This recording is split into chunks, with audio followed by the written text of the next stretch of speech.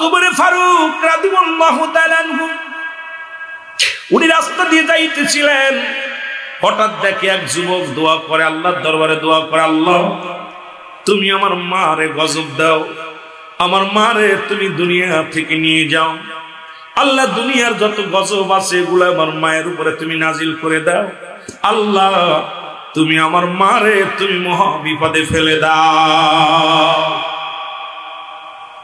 আমার যুবক বন্ধুরা দিলের কান্ডা লাগা শোনা, হযরত ওমর ফারুক রাদিয়াল্লাহু তাআলা আনহু দাঁড়ায় গেলেন, ডাক দিয়ে বলে, ও যুবক তুমি কার বিরুদ্ধে অভিযোগ করো? বলে, খলিফা আমিরুল মুমিনিন, আমি অভিযোগ করি না, আমার মায়ের জন্য বরদোয়া করি, আমার মাকে যেন আল্লাহ কঠিন গজব দেয়, আমার মাকে যেন আল্লাহ বিশাল মহামারী দেয়, মহৎ কষ্ট দেয়। খলিফা হযরত ওমর ফারুক বলে, বাবারে তোর মনে এত কষ্ট কেন, মায়ের প্রতি কেন তোর ঘৃণা?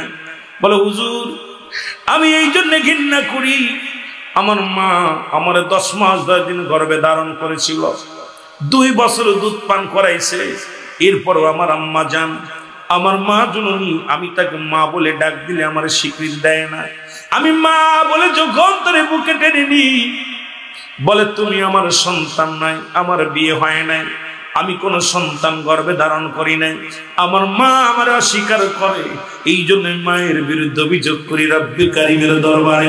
জোরে জোরে চিল্লায়া বলা যাবে না আল্লাহু আকবার। অভিযোগটা হলো আমার মা জননী আমার স্বীকার করে না, আমি যখন 2 বছর পর্যন্ত মায়ের বুকে দুধ পান করলাম, এরপরে যখন আমি বুঝতে শিখলাম, চিনতে শিখলাম, তখন আমার মা আমারে অস্বীকার করে, এই জন্য হুজুর আমি মার বিরুদ্ধে অভিযোগ তুলছি আল্লাহর দরবারে। আমি যুবক ওই মার বিরুদ্ধে অভিযোগ করতেছি। আমিনুল মুমিনিন হযরত তোমার বলে, বাবা তোমার মা কি বেঁচে আছে? বলে, আছে। কোথায়? বলে, অমুক গোত্রী। বলে, আমিনুল মুমিনিন ডাক দিয়ে বলেন, বাবারে যুবক, আগামীকাল তোমার মাকে আমার রাজ্যে দেব, আমার রাজ্যে তুমি তলব করো, আগামীকাল তোমার মায়ের কাছে শুনবো তোমার মা কেন তোমার পরিচয় গোপন করতে চায়, কেন তোমাকে সন্তান হিসেবে পরিচয় দিতে চায় না। আগামীকাল আমাদের মাজমা বসবে, মিটিং বসবে। ডাকা হলো, যুবকের মাকে ডাকা হলো, তলব করে আনা হলো, যুবককে আনা হলো। জনগণের মধ্যে যুবক ডাকতে বলে, হুজুর উনি আমার মা, 2 বছর পর্যন্ত আমি ওই মায়ের বুকের দুধ খেয়েছি, 10 মাস 10 দিন ওই মায়ের গর্ভে ছিলাম, আজকে আমার মা জননী একবার শুধু আমার খোকা বলে ডাক দি, আমার সমস্ত দুঃখ ভুলে যাব, আমার ভিতরে কোনো কষ্ট থাকবে না। আমিনুল মুমিনিন একটু দয়া করে সবাই বলে দিন, আপনি বলে দেন আমি জীবনে কোনো কষ্ট নাই, কোনো দুঃখ নাই, একবার শুধু মা যেন সন্তান হিসেবে আমারে গ্রহণ করে। জোরে জোরে চিল্লায় বলো আল্লাহু আকবার। মাকে ডাকতে বলে, মেয়েরে ডাকতে বলে, ও মেয়ে এ কি তোমার ছেলে? বলে, না আমিনুল মুমিনিন উনি আমার ছেলে নয়। আল্লাহর কসম করে বলি আমি জীবনে বিয়ে করি নাই, ছেলে তো দূরের কথা, জীবনে কোনোদিন আমি বিয়ে করি নাই, আমার কোনো সন্তান আদি নাই, আমার স্বামী নাই, কোথা থেকে আমার সন্তান আসবে? ওই ছেলেটা মিথ্যে তো আমার দিছে, আমি তার মা নাই, জীবনে আমি ওরা দেখি নাই, জীবনের নাম শুনি নাই, জীবনে আমি কোনোদিন ওই সন্তানকে দেখি নাই। জোরে বলা যাবে না আল্লাহু আকবার। আমার ভাইরা, আমার বন্ধুরা, আমার খলিফা হযরত ওমর ফারুক বড় আশ্চর্য হয়ে গেলেন, কি সমাধান দিবেন, কি সমাধান দিবেন? ছেলে বলে আমার মা, মেয়ে বলে আমার, ওই মেয়েটা বলে আমার সন্তান না। এখন বড় মুসিবতের মধ্যে পড়ে গেলেন। খলিফা হযরত ওমর ফারুক ডাকতে বলো, ও উজিরে শুনে নাও, তোমরা কে কোথায় আছো রাজ দরবারে? যুবকটার হাতে পায়ে বন্দি করো, কারণ একজন মহিলার উপরে তওহমত, কারণ তার স্বামী নাই, তার কোনো সন্তান নাই, সে যে মিথ্যে তওহমত দিছের জন্য আগামীকাল তাকে শিরচ্ছেদ করা হবে, দুনিয়া থেকে মৃত্যুর জন্য তাকে মৃত্যুদণ্ড দেওয়া হবে। তোমরা তাকে বন্দী করে জেলখানার মধ্যে নিয়ে যাও। জোরে জোরে বলো আল্লাহু আকবার। যুবকের হাতে পায়ের মধ্যে রশি দিয়া বাঁধা হলো, যুবককে বেঁধে জেলখানায় নিয়ে যাওয়া হলো গো। যুবক চোখের পানি ছেড়ে কান্দে, যুবকের চোখের পানি জমিনের মধ্যে পড়ে। এবার ওই রাজ দরবারে আসলেন হযরত আলী রাদিয়াল্লাহু তাআলা আনহু। হযরত আলীকে দেখেই ডাকতে বলে, আমিনুল মুমিনিন সেরা খোদা হযরত আলী রাদিয়াল্লাহু তাআলা আনহু, হুজুর আপনি আমাকে বাঁচান, আপনি আমারে দয়া করেন, আমাকে একটু উদ্ধার করেন। বলে কি হয়েছে? বলে হুজুর আমাকে বিনা অন্যায় বিনা অপরাধে খলিফা হযরত ওমর ফারুক আমার ফাঁসি দিবে আগামীকাল, আপনি আমাকে দয়া করে বাঁচান। বলে বাবারে তুই কি অপরাধ করছিস আগে বল।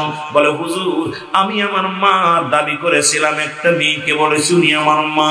হুজুর সত্য ঘটনা আমি আপনাকে বলি, ওই মা জননীর 10 মাস 10 দিন আমি গর্ভে ধারণে ছিলাম, ওই মায়ের 2 বছর দুধ পান করেছি। এখন ওই মা আমাকে অস্বীকার করে, মা বলে আমার সন্তান না। এখন হুজুর মানুষের সামনে যখন আমি মার পরিচয় দিয়েছি, মাকে মা বলে দাবি করেছি, আমার মা আমাকে অস্বীকার করেছে, আর এটা মিথ্যা তহমত মনে করে আমিনুল মুমিনিন হযরত ওমর ফারুক আমার ফাঁসি দিয়ে দিয়েছে, আগামীকাল আমার ফাঁসি হবে, মৃত্যুদণ্ড হবে। হুজুর আপনি দয়া করে মিথ্যা মামলা থেকে বাঁচান। সুবহানাল্লাহ। খলিফা হযরত আলী হযরত ওমর ফারুক বন্দী করেছিল যে জেলখানায়। এবার হযরত আলী রাদিয়াল্লাহু তাআলা বলেন, এই জেলখানার গেটম্যান শোনো, দরজা খুলে দাও, যুবককে চলো ওমরের রাজ্যে নিয়ে চলো, ওমরের রাজ দরবারে নিয়ে চলো। এবার হযরত ওমর ফারুকের দরবারে আনা হলো। আমার যুবক বন্ধুরা শুনে নাও, হযরত ওমর ফারুক রাদিয়াল্লাহু তাআলার কদমে আনা হলো। হযরত ওমর ফারুক দেখে যখন ওই যুবককে দেখে হযরত ওমর ফারুক বড় রাগান্বিত হলেন। ডাকতে বলে, এ দারোয়ানেরা শোনো, তোমাদেরকে রাখতে বলেছি, বেঁধে রাখতে বলেছি, আগামীকাল মৃত্যুদণ্ড হবে, আবার কেন আমার কদমের মধ্যে আনলা, আবার আমার কাছে কেন আনলাম?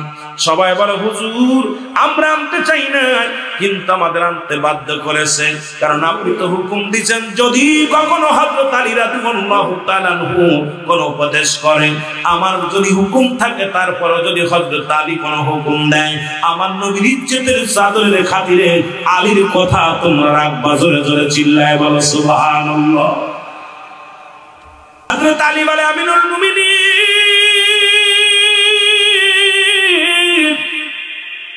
ওমর ফারুক আপনি একে মিথ্যা শুধু ফাঁসি দিবেন আগামীকাল। বলে হুজুর আমি মিথ্যা এখানে কি ফয়সালা দিব? কারণ এই যুবক যাকে মা বলে ডাক দেয় সে তো মা অস্বীকার করে যুবকরে, এখন কি করা যায় আপনি বলেন? এই জন্য আমি ওকে বন্দী করে রেখেছি, আমি কি ফয়সালা দিব? আগামী দিন মৃত্যুদণ্ড দিব। মেয়েটা বলছে সে বিয়ে করে নাই, তার স্বামী নাই, সন্তান কই থেকে আনবে, এই সমাধান আমি কেমনে দিব? বলে ওই মহিলাকে ডাক দাও। মহিলাকে ডাক দেন হলো। মহিলা 40 জন সাক্ষী আনছে। কয়জন? 40 জন সাক্ষী নিয়ে আছে। মেয়েটাকে দেখে যুবক হাও মাও করে কান্দার বলে,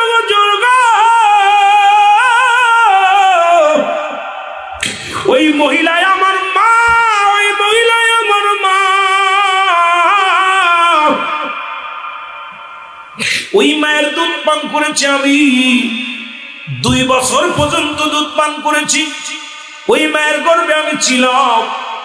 ওই জনম দুঃখিনী মা, মা যদি একবার আমার সন্তান হিসেবে কবুল করি, জীবনে আর কোনো আমার দুঃখ নাই, আমার কোনো কষ্ট নাই। খলিফা হযরত আলী রাদিয়াল্লাহু তাআলা ডাকতে বলে, যুবক তুমি বলছো মা বলে দাবি করলে, ডাকতে বলে মেয়ে তোমার সন্তান তোমার মা বলে ডাক দেয়, তুমি কে ছেলের চেনো? বলে আল্লাহর কসম করে বলি আমি জীবনে বিয়ে করি নাই, কোন সন্তান আমি জন্ম দিই নাই, আমার স্বামী নাই, আমার কেউ নাই, সুতরাং এই পৃথিবীর মধ্যে ছেলে তো দূরের কথা, আমার তো স্বামী নাই, ছেলে কই থেকে আসবে? 40 জন সাক্ষী দাঁড়ায় বলে, হুজুর আমিনুল মুমিনিন আপনার কদমের মধ্যে আমরা সত্য বলতেছি গো, ওই ছেলেটা একটা মেয়ের নামে মিথ্যা তহমত দিছে, এই মেয়ের তো কোনোদিন বিয়ে দিই নাই। আমি ওই মেয়ের মা, আমি ওই মেয়ের খালা, আমি ওই মেয়ের শাশি, আমি ওই মেয়ের ভাবি, সবাই সাক্ষী দিতেছি আমাদের মেয়ের বিয়ে হয় নাই। স্বামী ছেলে তো দূরের কথা, তার স্বামীও নাই। সুতরাং ওই ছেলে মিথ্যা কথা বলছে। দূরে বল আল্লাহু আকবার।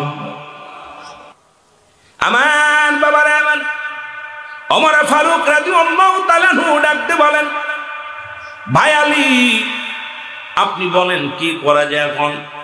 যেহেতু একটা মেয়ের পরে মিথ্যে তহমত আছে, তুমি তো স্বামী উনায় বিয়ে করে নাই, এখন কি সমাধান দিব আপনি বলেন? হযরত আলী বলেন, আপনি ভেঙে পড়বেন না, আমি আগামী কাল ফয়সালা দিয়া দিব। জোরে বলেন সুবহানাল্লাহ। আরেকটু জোরে। আপনি কোনো টেনশন নেবেন না, আমি আগামী কালের সঠিক একটা ফয়সালা দিয়ে দিব। রাত হয়ে গেল, শেরে খুদ হযরত আলী সিজদার মধ্যে পড়ে কান্দার, আল্লাহ একটা সমাধান দিয়ে দাও আমারে। এখন মেয়ে তো দাবি, মেয়ে কয় আমার ছেলে না, ছেলে কয় আমার মা। কেউ কারো সে মা সন্তান ছেলেকে চিনছে, মাকে চিনছে, কিন্তু মা তো পরিচয় গোপন রাখে। আল্লাহ তুমি একটা সমাধান দিয়ে দাও। চোখের পানি ছেড়ে ছেড়ে খলিফা মিনাল মুমিনিন দুজনেই মিলে মিলে কান্দে। সকাল হয়ে গেল, খলিফা তোমার ফারুকের দরবারে রায় হবে, হাজার হাজার জনগণ আসলেন। কঠিন একটা রায়, বাস্তবতা রায় দেখার জন্য আসলেন। যুবক কি করলেন? হযরত আলী রাদিয়াল্লাহু তাআলা কিছু মোহর আনলেন। এই মোহরগুলো আনিয়া ছেলেটার হাতের মধ্যে দিলেন। এইলাম মোহরগুলো পাইয়া ছেলেটা বললেন, না হুজুর আমি কি করব? আমার তো মৃত্যুদণ্ড হবে, যেহেতু আমার মা আমাকে স্বীকার করে নাই। মোহর দিয়ে কি হবে আমার? বলেন বাবারে, এই মোহরগুলো তুমি বিয়ের মোহরানা হিসেবে তুমি তোমার স্ত্রীকে প্রদান করবা। আজকে তোমার সঙ্গে মহিলার বিবাহ হবে, যেহেতু এই মহিলা তোমাকে চেনে না, সেহেতু এই মেয়ের সঙ্গে তোমার বিয়ে হবে, বাসর হবে। আর বাসর হওয়ার আগে তুমি দেল মোহরগুলো, এই মোহরগুলো দিয়ে পরিশোধ করবা। জোরে বলেন সুবহানাল্লাহ। আরো জোরে ডাকতে বলে আলী, শেরে খোদা হযরত আলী শোনো গো, এই সন্তানের লাগে মা কেমনে বাসর করবে? বলে তুমি সত্য প্রকাশ করো। বলে হুজুর, আমি আমার গোত্রের চাপের মধ্যে ছিলাম, আমার গোত্রের অমুকের সঙ্গে আমার বিয়ে হয়েছিল। যখন এই সন্তান দুনিয়ার মধ্যে আগমন করে, আমার পরিবার পরিজন জোর করে আমার স্বামী থেকে আমার ছাড়ায় নেয়। এই সন্তান যখন 2 বছর পর্যন্ত দুধ পান করেছে, এরপরে সবাই আমাকে সন্তান থেকে জুদা করে রাখছে। আমি যেন এমন জোর প্রয়োগ করছে যেন কোনোদিন যেন আমার সন্তানকে পরিচয় না দিই। এটা আমার গোত্রের সবাই আমাকে করাইছে। আমিনুল মুমিনিন, এর জন্য আমি দায়ী না। আমার গোত্রের বাবা মা আপনজন এমন জোর খাটাইছে, যার জন্য আমার মিথ্যা বলাইয়া দিছে। হযরত আলী রাদিয়াল্লাহু তাআলা শুনিয়া ডাকতে বলে, মেরে তোমার ফয়সালা রব্বে করিম দিয়া দিছে রে। ও যুবক, হযরত ওমর ফারুক ডাকতে বলে, ভাই আলী, আজকে তুমি একটা মহাবিপদ থেকে আমার উদ্ধার করলা। আজকে তুমি মহাবিপদ থেকে আমার উদ্ধার করলা রে আলী।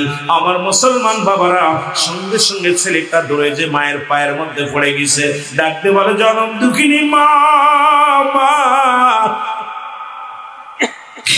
মাও কান্দে, মেয়েও কান্দে, বাবাও কান্দে, সন্তানও কান্দে। কান্না দোল পড়ে গেছে আমার নবা, আমার বাবারে, আমার হযরত আলী রাদিয়াল্লাহু তাআলা সন্তান মায়ের বিন মুসলমান মিলায়া দিছে। এই ফয়সালা দিয়ে দিলেন। আমার মুসলমান বাবারা শোনো, এই রকম ফয়সালা এখন আবার আরেকটা কিতাবের মধ্যে দেখলাম।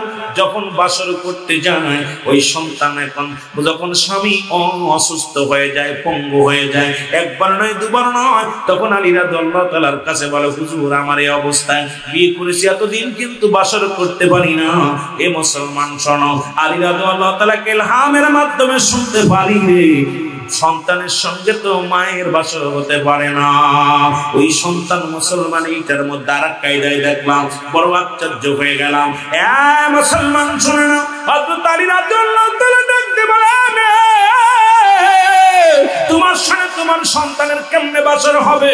তুমি অবৈধভাবে এই সন্তান জন্ম দিয়েছিলা, ফেলে রাখছিলে, একটা পাথর নিক্ষেপ করেছিলা। একটার মধ্যে দেখলাম মুসলমান দিকে বড় আশ্চর্য হয়ে গেলাম, ওই মাথার করে একটা পাথর ছুঁড়ে মেরেছিলা, দেখো কানের উপরে সেই ক্ষতর দাগ হয়ে আছে। ওই সন্তানকে মেরে ফেলতে চেয়েছিলে, সেই সন্তান মরে নাই। আজকে 18 বছরের যুবক, আজকে 18 বছর হয়েছে, খোদার কি লেখন, সেই সন্তানের সঙ্গেই তোমার বিয়ে হয়েছে। জোরে জোরে চিল্লায় বলা যাবে না আল্লাহু আকবার। আরো জোরে। নবী মুসা 3 জনের নালিশ নিয়ে আল্লাহর দরবারে চলে গেছে। 3 জনের নালিশ নিয়ে মুসা নবী লাঠি কানা ধরে ধরে তুর পাহাড়ে যখন গেছে, আল্লাহর সঙ্গে যখন সাক্ষাৎ হলো, মুসা নবী কান্না, সাক্ষাৎ শেষ, আলাপ শেষ, আলাপ শেষ করে যখন চলে আসবে, মুসা নবী কান্না, গো তোমার কাছে 3টা প্রশ্নের উত্তর জানতে চাই রে আল্লাহ, এই 3টা উত্তর যদি তুমি দিয়া দাও কতই উপকার হইব রে আমার আল্লাহ, একটু উত্তর দিয়া দাও। আল্লাহ কয়, নবী মুসা রে, কি তোমার উত্তর জানতে চাও বলো। আল্লাহ, আমি আসতেছিলাম তোর পারে আপনার সঙ্গে দিদার করার জন্য। পথের মধ্যে 3 জন প্রতীকের সঙ্গে দেখা হয়েছে, 3 জন 3টা প্রশ্ন উত্তর চেয়েছে। আমি দিতে বা দেওয়ার জন্য আপনার কাছে দরখাস্ত জানাই না, এই উত্তরটা যদি আপনি জানাই দেন তাহলে আমার উপকার হবে। আল্লাহ রাব্বুল আমিন ডাক দিয়ে বলে, নবী মুসা,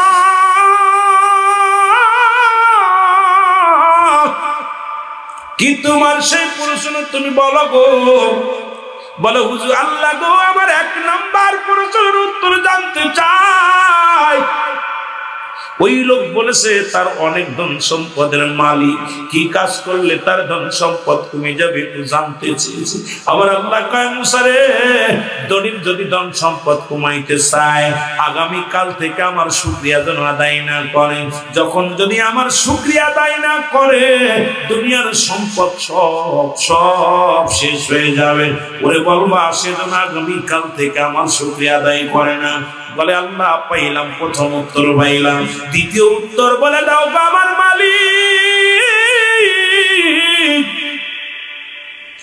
ডাকতে বলে, মুসা রে, দ্বিতীয় উত্তর কি বলো, কি প্রশ্ন বলো। বলে, আমার মাওলা। দ্বিতীয় ব্যক্তি বলেছেন তার তো ধন সম্পদ নাই, গরিব মানুষ, ছোট্ট একটা কুড়ে ঘরের মধ্যে এক মহিলা থাকে, তার কন্যা নাই, তার কিছু নাই, বড় অসহায়, মানুষের দ্বারে দ্বারে ছায়া চিনতে খায়। আমার কাছে জানতে বলেছি, আল্লাহ কেন তার দরিদ্র বানাইলো, ইনি এত গরিব বানাইলো কেন, আমারে বানাইলো, একটু জানবানি। নবী মুসা একটু যাই না দিবানি। এর নবী মুসা যখন মাওলারে ডাকছে, আমার মাওলা ডাকতে বলে, নবী মুসা শোনো গো, ওই লোকটাকে বলবা আগামী কাল থেকে সে যেন আমার বেশি বেশি শুকরিয়া আদায় করে। জোরে জোরে চিল্লায় বলা যাবে না সুবহানাল্লাহ। বলে, দ্বিতীয় উত্তর পাই না, তৃতীয় উত্তরটা মানে বলো গো মাওলা। আল্লাহ কয়, মুসা রে, 3 নাম্বার ব্যক্তি কি প্রশ্ন করছে তোমার বলো। বলে, রব্বে কারীম। 3 নাম্বার ব্যক্তি বলেছে তার হাত নাই, 2টি হাত নাই, পা নাই, তারে কেন দুনিয়ার মধ্যে বানাইছো আল্লাহ একটু জানতে চেয়েছে। তার দিয়ে কোনো কাজ হবে কিনা, তার দিয়ে কোনো উপকারে আসবে কিনা। আমার আল্লাহ ডাক দিয়ে কয়, মুসা রে, তৃতীয় ব্যক্তিরে আমি বানাইছি ওই জাহান্নামের মধ্যে কিছু ছিদ্র আছে, ওই ছিদ্রগুলো বন্ধ করার জন্য আমি ওইদের বানাইছি। ওই যার হাত নাই, পা নাই, তারে দিয়া জাহান্নামের ছিদ্রগুলো বন্ধ করব। জোরে জোরে চিল্লায় বলা যাবে না আল্লাহু আকবার। 3টা উত্তর নিয়ে মুসা নবী নিজেই পেরেশানিত, আল্লাহ, তৃতীয় প্রশ্নের উত্তর তুমি দিলা, এইটা যদি ওরে বলি ও কত কষ্ট পাবে, হাত নাই, পা নাই, মাটির মধ্যে গোড়াগড়ি করে। আর এই লোক যদি শোনে তোরে জাহান্নামের ছিদ্র বন্ধ করা যদি বানাইছে, এই লোক কত কষ্ট পাবে। নবী মুসা আস্তে আস্তে করে রওনা হয়ে গেছে গো। তুর পাহাড় থেকে ধীরে ধীরে ধীরে ধীরে ধীরে ধীরে নেমে আসলেন মুসলমান। শোনো, প্রথমে ধনীর সঙ্গে দেখা। ধনী বলে, নবী মুসা রে, তোমার মাওলারে কি জিগাইছনি? এ নবী মুসা, তোমার আল্লাহরে কি জিগাইছনি কোন কাজ করলে আমার দুনিয়ার সম্পদ কমে যাবে? ডাক দে নবী মুসা কয়, ও বড় লোক শোনো ধনী গো, আমার আল্লাহ উত্তর দিয়েছে, তোমার উত্তর শোনো। আগামী কাল থেকে তুমি শুকরিয়া আদায় করবা না, তোমার ধন সম্পদ কমে যাবে। আরে ধনী ডাক দে কয়, নবী মুসা রে, আমি যদি জীবনে আরো সম্পদ হয়ে যায় কোনদিন আমি আল্লাহর শুকরিয়া আদায় ছাড়া থাকতে পারবো না। যত সম্পদ দেয় আমার আল্লাহ দি, আমি নাফরমানি করতে পারবো না। জোরে জোরে চিল্লায় বলা যাবে না আল্লাহু আকবার। আল্লাহ ধনীরে আরো দ্বিগুণ ধনী বানায় দিয়েছে। ধনী কয়, জীবনেও যদি সম্পদ না কমে তবু আল্লাহর নাফরমানি করতে পারো না, শুকরিয়া আদায় করতে পারবো না। এর মুসলমান শুনে নাও, দ্বিতীয় ব্যক্তির কাছে চলে গেছে। ডাক দে কয়, নবী মুসা রে, আমার কথা কি জিগাইছনি? বুড়ি ডাক দে কয়, নবী মুসা, তোমার আল্লাহ কি বলছে একটু কইবানি? আমি গরিব মানুষ, সারাদিন ভরে ছায়া চিনতে খায়, রাত্রি পুড়ে ঘরের মধ্যে ঘুমাই। তোমার মাওলা আমার বিষয় কি ডিসিশন নিচ্ছে একটু বলবানি? মুসা নবী ডাক দে কয়, বুড়ি মা শোনো, আমার আল্লাহ বলছে তুমি বেশি বেশি করে শুকরিয়া আদায় করো, আল্লাহ তোমার দরিদ্রতা দূর করে দিবে। বুড়ি ডাক দে কয়, তোর আল্লাহ এত অভাব দিছে, তারপরে কেন আমি তোর শুকরিয়া আদায় করবো? তোর আল্লাহ আমি শুকরিয়া আদায় করতে পারবো না। সঙ্গে সঙ্গে একটা তুফান আসছে, তুফান আসিয়া বুড়ির ঘরটা ভেঙে দিয়েছে। বুড়ির ঘর মতো একদম টসে, একদম ঘর বাবারে আমার নান্ডি বাসিয়ে গেছে। বুড়ি কান্দার কানন, মুসা রে, সারাদিন মায়ের মানুষের কাছে চিন্তা খাইতাম, রাত্র যখন হয়ে যেত ঘরে একটু মাথা দিতাম, সেটা তো ওর আল্লাহ নিয়ে গেছে রে মুসা, আমার ভুল হয়ে গেছে রে মুসা। যদিও কষ্টে থাকতাম তবু রাত্রে একটা মাথা গাদার মাথা গোজার মতো জায়গা ছিল। আজকে আমি অস্বীকার করার কারণে আমার আল্লাহ এটাও নিয়ে গেছে। সঙ্গে সঙ্গে বুড়িমা আলহামদুলিল্লাহ, আমার আল্লাহ রাব্বুল আলামিন বুড়িমারে আল্লাহ দূর করে জোরে জোরে বলো সুবহানাল্লাহ। এর যাইতে যাইতে প্রত্যেকটার হাত নাই পা নাই, ডাকতে বলে, সালাম দে নবী মুসা, তোমার কাছে আমি বলতেছিলাম আমার রব্বে কারীম,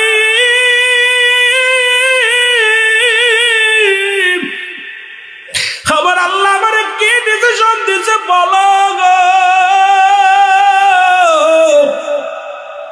আমারে বইলা যাও। এ নবী মুসা, আমার বিরুদ্ধে আমার জন্য কি ডিসিশন দিয়েছে বলো? মুসা নবী চোখের পানিগুলো টাচ করে জমিনের ভিতরে মেরে দিয়ে বলে, বন্ধু, তোর হাত নাই, তোর পা নাই, তোর কি বলবো? আমার আল্লাহ যে ডিসিশন দিয়েছে রে, যে জবাব দিয়েছে, জবাব তোরে আমি কেমনে বলবো? পঙ্গু বলে, তোমার আল্লাহ কি ডিসিশন নিয়েছে বলো? বলছে, তোমারে বানাইছে আমার আল্লাহ, ওই জাহান্নামের ভিতরে কিছু ছিদ্রা থাকবে, ওই ছিদ্রাগুলো বন্ধ করার জন্য তোমারে বানাইছে। আরে সঙ্গে সঙ্গে হাত পা বিহীন লোকটা ডাকতে বলে, আলহামদুলিল্লাহ, আমি মনে করেছিলাম আল্লাহ আমার শুধু শুধু বানাইছে রে, আমারও বানানোর একটা উদ্দেশ্য আছে আমার আল্লাহ, যেহেতু আমার দিয়া জাহান্নামের ছিদ্রাগুলো বন্ধ করবে, আমি শুকরিয়া আদায় করি আল্লাহর দরবারে। সঙ্গে সঙ্গে আমার আল্লাহ ডাক দেখায়, জিবরিলে দৌড়ায়া যা, যার হাত নাই পা নাই এরপরও সে শুকরিয়া আদায় করেছে, তারে জানায়, তার জন্য আমি আল্লাহ জান্নাতের 8টা দরজায় খুলে রাখছি। জোরে বলেন সুবহানাল্লাহ। রাহমাতুল লিল আলামিন। ঈসাকেও বলতে শুনেছি রাহমাতুল লিল আলামিন, ইব্রাহিমকেও বলতে শুনেছি রাহমাতুল লিল আলামিন, মুসা নবীকেও বলতে শুনেছি রাহমাতুল লিল আলামিন। নবী গো, আপনি যে নবীদের নবী, আমি জিন সব জেনে গেছি। এই কারণে নবী আপনার ইসলামের উপরে যখন আঘাত আসছে আমি মানতে পারি নাই, এই জন্য তাকে দুষ্ট জিনকে আমি হত্যা করেছি। আমার মুসলমান বাবারা শুনে নাও, ইহা দ্বারাও প্রমাণ হয় ওই দানবের মধ্যেও যারা মুসলিম, এরাও মুসলমানের শত্রু। ধরে বলেন ঠিক কিনা? এর কয়জন আসে তোর জুম্মার ঘরে রে? কয়জন আসে আজকে মাহফিলে একটা দেখা, আর ওদের মন্দিরে তোদের না গেলে ওদের পূজা হয় না। কথা কয় না? এসব কথা বললে বলবে রুহুল আমিন সিদ্দিকী দেশ বিদ্রোহী। আরে কে কি বললো কিচ্ছু যায় আসে না, কারণ মরণের পেয়ালা পান করতে হবে। আমি আপনাদেরকে বলে যে এখনো কে কোন তরিকার লোক, কে চরমোনাই, কে সারসিনা, কে জামাত, কে শিবির, ওই মুসলমান শুনে নে, কে আমলিক, কে বিএনপি দেখার সময় নাই, কে কোন পীরের মুরিদ দেখার সময় নাই। কোরআনের স্বার্থে, ইসলামের স্বার্থে উক্কের অভাব নাই। এটা যদি উক্কের অভাব হয়ে যায়, তার বাড়ি খাবি, অমুসলিমদের পিটানি খাবি, এমন ভাবে খাবি মান হারা ফেলবি। এখন সময় আছে, তারা কোরআনকে অবহেলা করে, কোরআনকে নিয়ে অবমাননা করে, হাদিসকে নিয়ে অবমাননা করে, রাসূলকে নিয়ে অবমাননা করে। এখন মুসলমান শোনো, আল্লাহ কোথায় থাকে? আল্লাহ মন্দিরে থাকে না মসজিদে থাকে? আল্লাহ পাওয়ার একটা ঠিকানা আল্লাহ মুসলমানের ভিতরে থাকে না, আল্লাহ কোনো মানুষের ভিতরে থাকে না, আল্লাহ থাকে মুমিনের কলবের মধ্যে। এখন মুমিন হতে হবে। এই কথাটা যদি বলি অনেকেই কষ্ট পাবেন, বাবা মুমিন হওয়া লাগবে। মুমিন যদি হতে পারে মুসলমান, আল্লাহকে পাওয়ার ঠিকানা পেয়ে যাবা। আল্লাহ বলেন ফি আনফুসিকুম আফালা তুবসিরুন, জোরে জোরে বল আল্লাহু আকবার। আল্লাহ বলেন বান্দারে আমার নিদর্শন তোমাদের মধ্যে আছে, আমার ঘটনা। ঘোষণা হলো আল্লাহর, জোরে বলো কার ঘোষণা? এই জোরে বলো। এই জন্য মুসলমান নামাজ উপরে চুরি করি, নামাজ উপরে গীবাত করি, নামাজ উপরে পরনিন্দা করি, নামাজ পড়ি ঘুষ খায়, নামাজ পড়ি সুদ খায়, নামাজ পড়ি জিনা করি, নামাজ পড়ি পরনিন্দা করি, নামাজ পড়ি অন্যায় করি, নামাজ পড়ি জুলুম করি। এখন এই মুসলমান শুনে নাও, যে বান্দার ভিতরে আল্লাহ রাব্বুল আলামিন ঢুকে গেছে মুমিনের কলবের মধ্যে, আল্লাহ রাব্বুল আলামিন এখন মসজিদে যা কয় সুবহান রাব্বিল আলা, তাসবিহ পড়ি মসজিদ থেকে বাইরে হইয়া, পরে জমি ফাঁকি দিই, পরের হাতাল ঠেলি, মানুষের সম্পদ নষ্ট করি। আল্লাহকে পার একটা ঠিকানা আছে, সেই ঠিকানা হলো মুমিনের কলব। জোরে বলেন ঠিক কিনা? একটু জোরে কইতে। আমরা কথায় কথায় নাফরমানি করি। আল্লাহর সঙ্গে যেভাবে থাকেন, যে হালাতে থাকেন, আল্লাহ শুকরিয়া আদায় করুন। জোরে বলেন ঠিক কিনা? যেভাবেই থাকেন, কার শুকরিয়া আদায় করুন? আরো জোরে বলেন কার? আল্লাহ শুকরিয়া। খেয়ে থাকলো আলহামদুলিল্লাহ, না খেয়ে থাকলো আলহামদুলিল্লাহ, আল্লাহ ভালো রাখছে। রাখার মালিক কি? জোরে বলেন রাখার মালিক কে? অসংখ্য মানুষ ছেড়ে কি করি, কয় ছেলেটা ছিল বিলে বাঁচলাম, মেয়েটা ছিল বিলে বাঁচলাম, গাইডা ছিল বিলে বাঁচলাম, চাকরিটা ছিল বিলে বাঁচলাম, ওয়াজ নসিহত ছিল বিলে বাঁচলাম, ইমামতি ছিল বিলে বাঁচলাম। বাঁচানোর মালিক কি? ছেড়ে কি গুনাহ, গুনার এত হাসতে হাসতে এত পরিমাণ গুনাহ করে, গুনাহ বুঝা মাথায় নিয়ে কবরে যাবে। এই জন্য আমি আপনাদেরকে বলে যাই, যে হালাতে থাকেন আলহামদুলিল্লাহ। আপনার নবীজি যিনি রাহমাতুল লিল আলামিন, যিনি বাদশার বাদশা, নবীজি একটা কাপড় গায়ে দিয়েছে, তার দাম ছিল তৎকালীন জামানায় ৪২,০০০ দিরহাম। যা পৃথিবীর ইতিহাসে কোনো মানুষ এত দামি যে ৭০ তালি কাপড় গায়ে দিয়েছে। কারণ কি? যে আমার উম্মতিরা কেউ বাদাম বেচবে, কেউ কাজ করবে, কেউ দিন মজুরি থাকবে, কেউ রিক্সা চালাবে, কেউ ভ্যান চালাবে, কেউ খালি গায়ে থাকবে। এই মানুষগুলো যেন কষ্ট না পায় যে আমি তাদের নবী ছিলাম আর আমি নবী এই অবস্থায় চলছি, তোমরা যাতে কষ্ট না পাও। সুবহানাল্লাহ বলেন না? তুমি টাকাওয়ালা, তোমার ভিতরে যেন অহংকার না আসে। কেন? আমার নবী বাদশারু বাদশা ছিল, আমার নবী বাদশারু বাদশা ছিল, তৎকালীন জামানায় নবী প্রেসিডেন্ট ছিলেন, তৎকালীন জামানায়। সুতরাং আবার নবীজি পেটে পাথর বানছে না খায়া। সুতরাং যে ব্যক্তি ক্ষুধার্ত অবস্থায় শুকরিয়া দেখেন, আল্লাহ তুমি যেভাবে রাখছো শুকরিয়া। আবার নবীজি বললাম কাপড়ের মধ্যে তালিযুক্ত কাপড় গায়ে কেন দিছিল? যে আমার উম্মতিরা গরিব হবে, সেজন্য অন্য বড় লোকের দিকে কষ্ট না পায়। এই জন্য যখন ধনী হবে অহংকার করো না, গরিব হলে কষ্ট পেও না, যে হালাতে থাকো শুকরিয়া আদায় করো। জোরে বলেন ঠিক কিনা? আরো জোরে বলেন, আরো জোরে বলেন। অনেক মানুষ ভুল করে ফেলে, একটু যদি কষ্ট হয়, আল্লাহ আমার আর মানুষ পাই না, আমারে খালি চোখি দেখে আমারে কষ্ট দেয়। জোরে বলেন ঠিক কিনা? আমার বাবারা, এই জন্য আমার নবীর আদর্শ আমাদের থাকার দরকার আছে কিনা? জোরে বলেন আছে কিনা? আল্লাহ নবী বলে হায়াতি খায়রুল লাকুম, আমার হায়াতের জিন্দেগিটা আমার উম্মতের জন্য কল্যাণ। শুনুন ওই আলেমরা শোনো, নবীজি বলতেছে শরিয়াত তরিকত হাকিকত মারিফাত সব ফেলাত পরমে আমি। উম্মতিরা শুনে নাও, এই পৃথিবীর মধ্যে আমি নবী আগমন করেছি শুধু উম্মতের কল্যাণের জন্য। উম্মতেরা শুনে নাও, রাজনীতির মধ্যে আমি, ব্যবসার মধ্যে আমি, মুসলমান শুনে নাও, ব্যবসার মধ্যে আমি, কৃষকের মধ্যে আমি, ইমামতির মধ্যে আমি, মুসল্লিদের মধ্যে আমি, সব জায়গা নবী। কোথায় নাই নবী বলেন হায়াতি খায়রুল লাকুম, আমার হায়াতের জিন্দেগিটা আমার উম্মতের জন্য কল্যাণ স্বরূপ। কারণ আমি উম্মতের সঙ্গে কথাবার্তা বলেছি, উম্মতের সঙ্গে চলাফেরা করেছি, এই জন্য আমার উম্মতিরা বড় ধন্য। জোরে বলা যাবে না সুবহানাল্লাহ? আর একটু জোরে বলেন আল্লাহু আকবার। এখন আবার অনেকে কয় নবী মরে গেছে, আলেমরা শোনো, দিনের কান্না শুনে নাও। আল্লাহর নবী ডাকতে বলো মামায়াতি খায়রুল লাকুম, ওয়াফাতি খায়রুল লাকুম। নবী কা আমার ওয়াফাতটা, আমার ইন্তেকাল, এটা উম্মতের জন্য কল্যাণ স্বরূপ। কারণ পৃথিবীর মধ্য থেকে আমি নবী বিদায় নিলাম।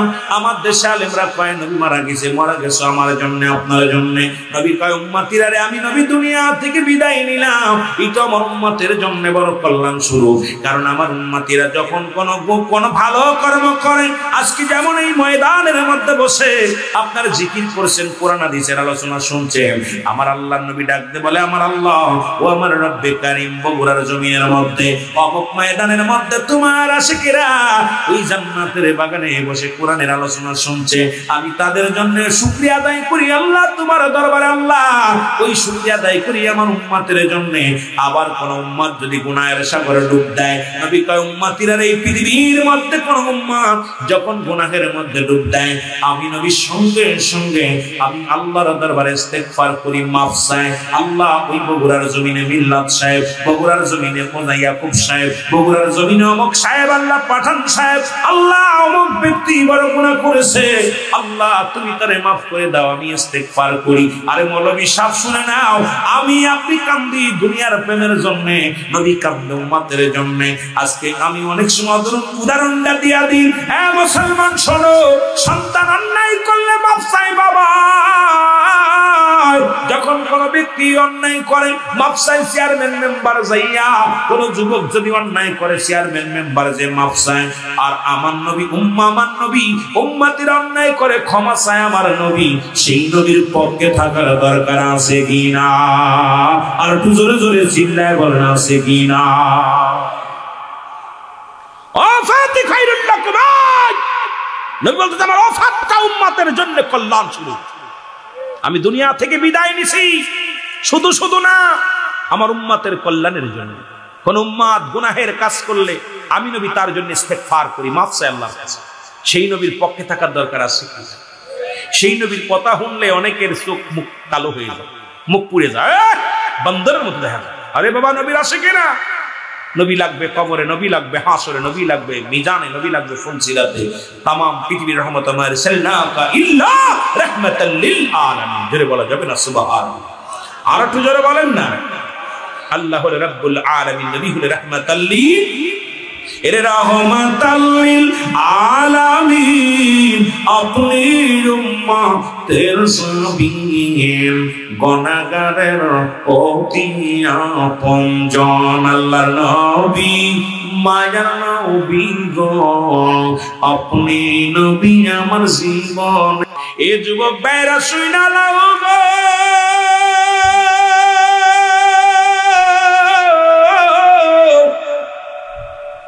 এই কালেমা পড়লেন আব্দুল হুজ্জাব। বাবার আজকে যারা বসে আছেন কষ্ট করে শোনেন, আর কিছু সময় আলোচনা করবো, আখিরি মুনাজাত করব। এইরকম যদি ঈমান আনা লাগতো, বাংলার জমিনের যুবকেরা কয়জন মানুষ ঈমান পেত? আজকে বাংলাদেশের মানুষগুলো বড় আমরা সুবিধাবাদী। বাবা মুসলমান, আমরা মুসলমান, ভাই মুসলমান, আমরা মুসলমান। আমি আপনাদেরকে অনুরোধ করে যাব, এইরকম যদি ঈমান আনা লাগতো, বাবারে আমার দেশে মুসলমানের অভাব থাকতে ঈমান আনা লোক পাওয়া যেত না। লা ইলাহা নাই কোন ইলাহ ইল্লাল্লাহ আল্লাহ ছাড়া, মুহাম্মাদুর রাসূলুল্লাহ সাল্লাল্লাহু আলাইহি ওয়াসাল্লাম আল্লাহ পাকের প্রেরিত রাসূল বা বান্দা হলো রাহমাতাল লিল আলামিন। জোরে বলেন মারহাবা। এর রাহমাতাল লিল আলামিন, আপনি উম্মতের সাবিন, গুনাহগারের অতি আপনজন। আল্লাহর নবী নরের নবী গো আপনি নবী আমার জীবনের জীবন বলেন আপনি নবী আমার আরো যদি বলেন আপনি নবী আমার জীবন আমার ভাইরা আমার বন্ধুরা আমার ইমানের বড় দাম গো ইমানের বড় দাম মানব জীবনের অমূল্য সম্পদের নাম ঈমান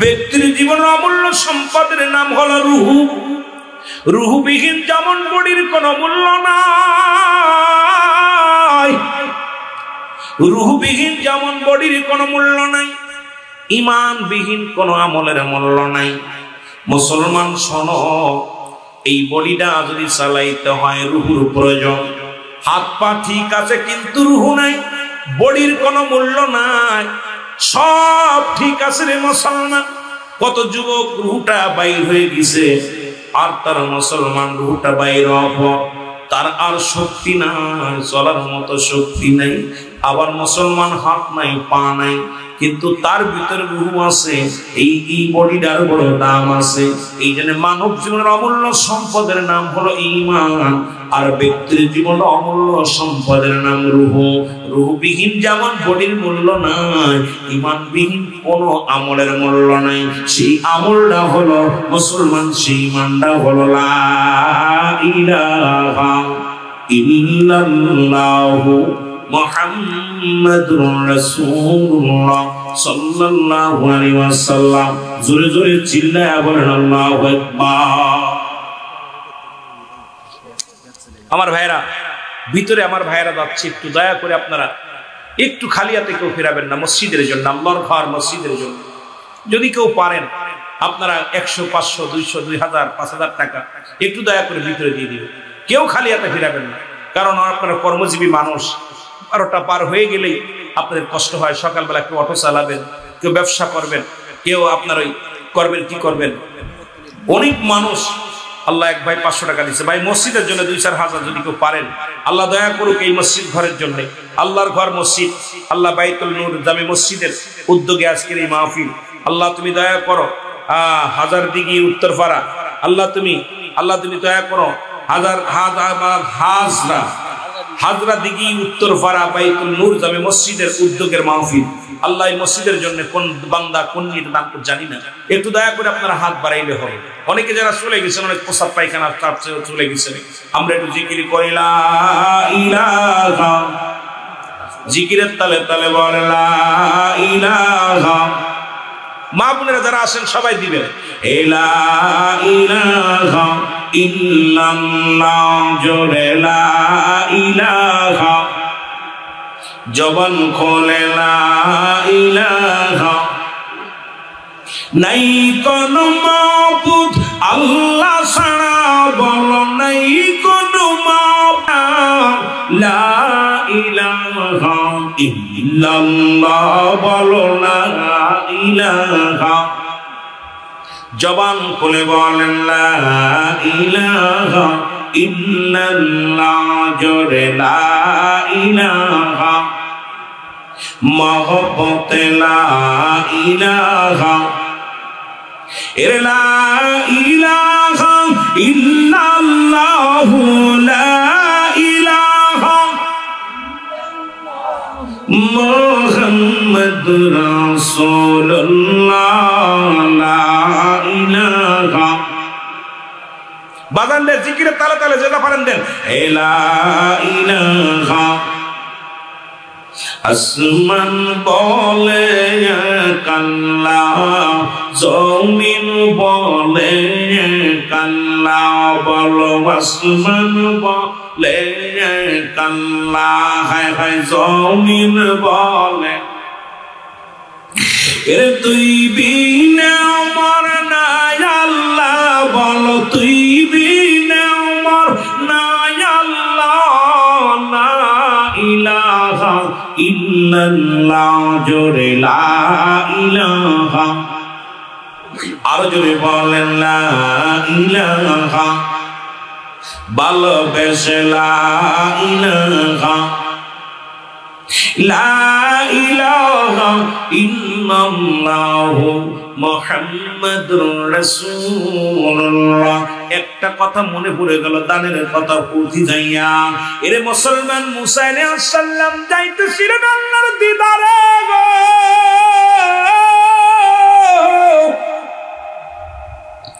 এরে মুসলমান, তিনজনের সঙ্গে দেখা, তিন ব্যক্তির সঙ্গে মুসা নবীর সাক্ষাৎ। প্রথম এক ধনী ব্যক্তির সঙ্গে দেখা মুসা আলাইহিস সালামের। ধনী